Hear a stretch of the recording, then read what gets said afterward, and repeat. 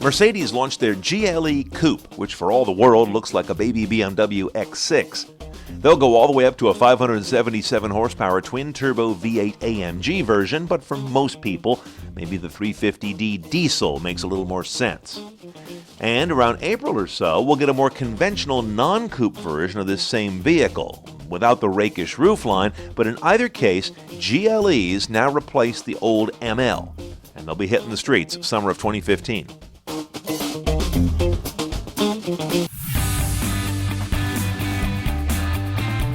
Ford was all about performance at Detroit this year. The Shelby GT 350R elevates the new Mustang to its most track-sharp level.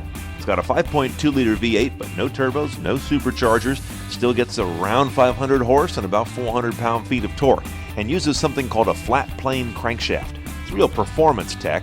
That, along with very exotic carbon fiber wheels and no air conditioning or radio unless you insist, make this a very rarefied beast. And the new Ford GT stole the show in many ways.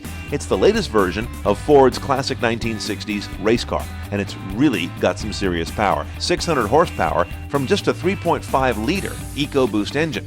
In the middle is a carbon fiber tub with aluminum subframes around it, an active pushrod suspension. It's basically a race car you can register.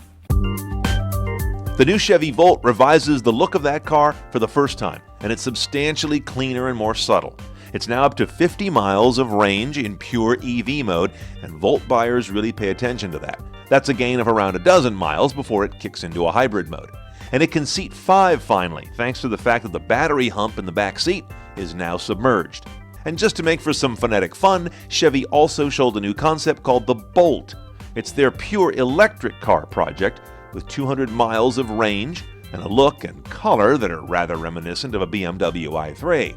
They say you'll be able to get one for about $30,000 after government credits, but the bigger cloud over its horizon is the specter of continued really cheap gas.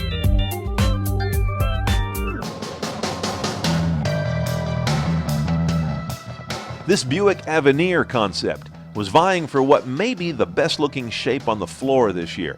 Now, it's all styling exercise, but you can see they've really pulled in a Buick classic. That line across the top side of the body, it's a Buick Spear, if you will. I don't know if this is going to come to market in any shape remotely like this, but I can hope. And Buick hasn't sold a convertible since the Riata went away in 1991, but that's about to change. Here is a reworked version of a European GM car that's going to be called the Cascada here. Convertibles tend to do well in rising economic times, and this one's tidy and trim, so should be relatively economical on both purchase and operation. But a quick look at the rear seat and trunk space may make it a bit of a tough sell, or at least a second car.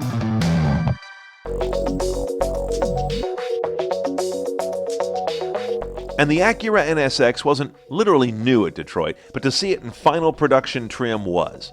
This is it, still mid-engine like the original, but now with 3 electric motors tossed in, one between the engine and the transaxle in the back, and another pair detailed to run the front wheels for wickedly fast and intuitive all-wheel drive.